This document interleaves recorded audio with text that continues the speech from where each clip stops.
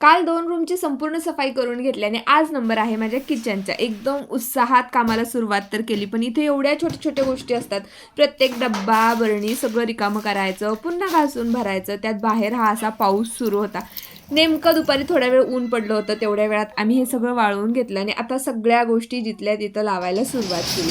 हे म्हणजे असं होतं, की जसं आपण एखादं नवीन घर सेटअप करतोय त्याप्रमाणे. पण या गोष्टी करायला मला खूप आवडतात आणि प्रत्येक वेळेला असं वाटतं, की हे कुठे ठेवू, ते कुठे ठेवू, कोणती गोष्ट कुठे ठेवल्यानंतर चांगली दिसेल आणि असं करत सगळ्या गोष्टी मी जागच्या जागी लावून घेतल्या. काही जणांनी मला सजेस्ट केलं होतं, की सगळ्या गोष्टी तू फ्रिजमध्ये ठेवत जाऊ नको, चांगलं नसतं. त्यामुळे यावेळेस प्रयत्न केलाय, की डाळी वगैरे मी बरणीमध्ये सुद्धा भरून ठेवेल. या गोंधळात मात्र असं झालं, की माझ्या आवडीची बरणी फुटली. आता अशी मला पुन्हा केव्हा भेटेल माहिती नाही. पण मी कामात बिझी होते तोपर्यंत माझं पिल्लू जाऊन हेअर कटिंग करून आलं आणि येताना त्याच्या आवडीचा खाऊ सुद्धा घेऊन आलं होतं.